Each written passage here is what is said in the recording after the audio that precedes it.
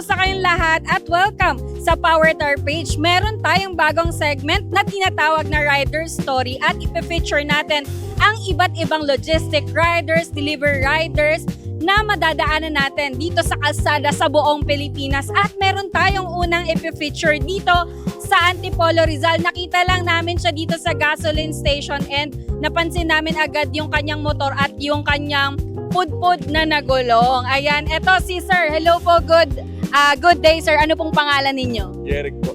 Sir Jeric, taga saan kayo Sir Jeric? Teresa Rizal. Rizal, Oo, Teresa Teresa. Rizal. Sa Dito baba lang lang. din. Baba lang po ng Antipolo. Okay, sir. So, ilang taon na po kayo, sir? At ano pong trabaho ninyo? Kung halatang halata naman eh, no? Rider po, Joyride Rider. Joyride rider. Ilang taon na kayo, sir? 29 po. 29 pa lang. Okay. Ilang taon na kayong joyride rider, sir? Ano na po 2 years.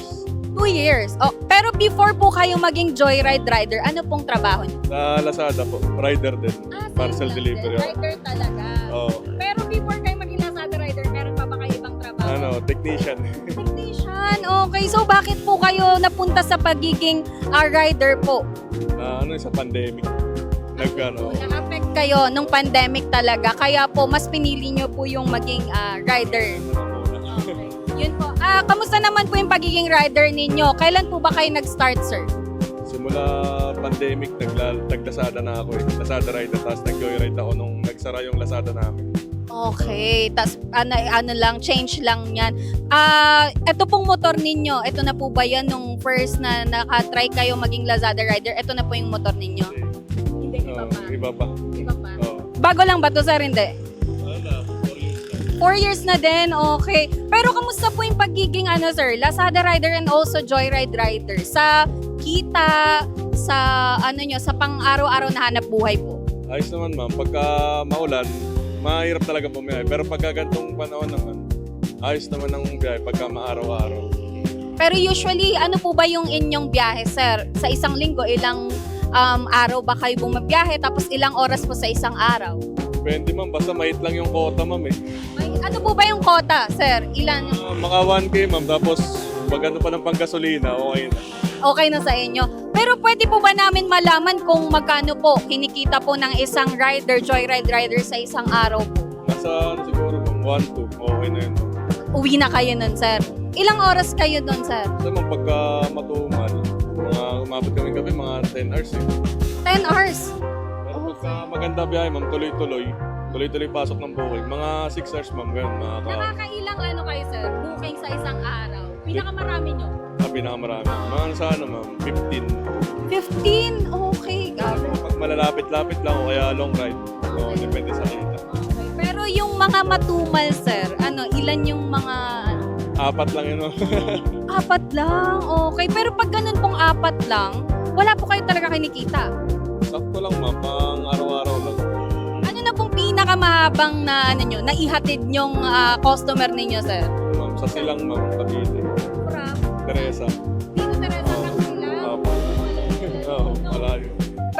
Yun po, no, since yung ang inyong dinadrive po or customer ninyo, kamusta naman po yung yung experience nyo? Meron po ba kayong problem encountered sa pagiging joyride rider? And also, ano po yung pinaka most memorable na experience nyo bilang joyride rider, sir?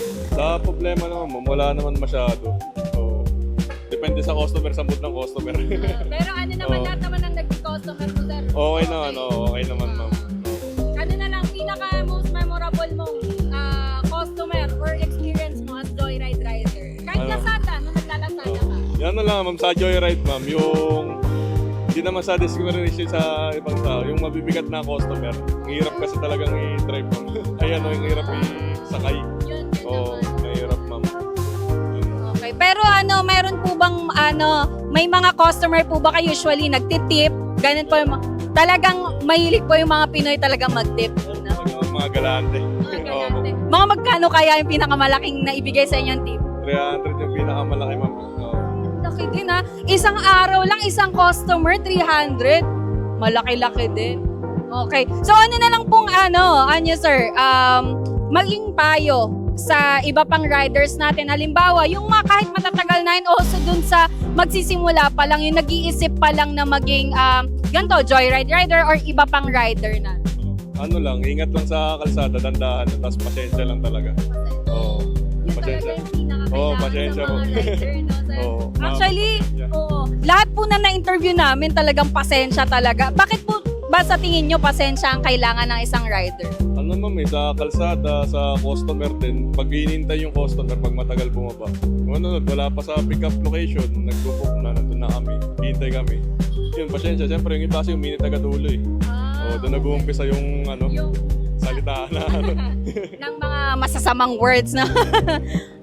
Okay. So, wala naman kayo ibang na-experience? Double booking, mga nagkamali kayo ng lugar, maling pin location? Marami ma'am, mga nag-double book ko. Yung iba sa ibang apps nagbo-book, tapos ma-accept namin, tapos nakasakay na pala sa ibang apps.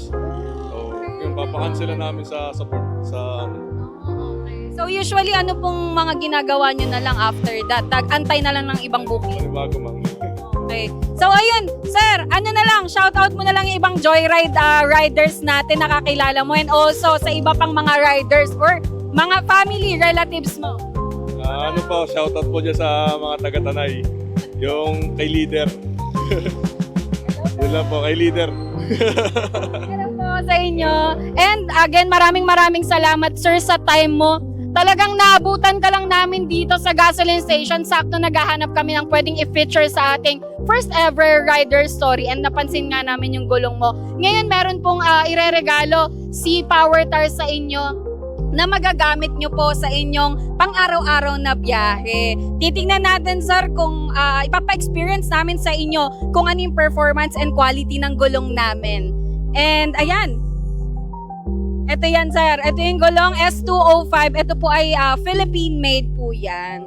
Manufacturer po kami and located kami sa Carmona, Cavite. Gawang Pinoy yan sir. Kapag sinuporta natin yung Gawang Pinoy, marami tayong matutulungan na ng mga empleyadong Pinoy din. Ano na lang masasabi mo sir, meron ka ng bagong gulong, sakto no? Pamalit. Pamalit pang araw-araw din. Tapos sir, magpapalit ka na, napansin namin medyo may mga dents na, mga bukol-bukol na yung gulong mo eh no? Sakto ma'am. Ayun sir, maraming salamat again sa iyong time and mag-iingat ka po sa iyong biyahe. At sana mas marami pa doon customer. Bukod sa 14, 15, sana umabot ng 20 ang iyong customer sa isang araw. Again, thank you so much Sir Jeric sa inyong time. At ayun lamang mga weekend drifters, nakita nyo o napanood nyo ang ating first ever rider story at abangan nyo pa kung saan pa kami hahanap ng mga riders sa inyong mga lugar. Comment down below kung gusto nyo ma-feature sa aming rider story. Until our next video, bye! Yan, kaway ka sir.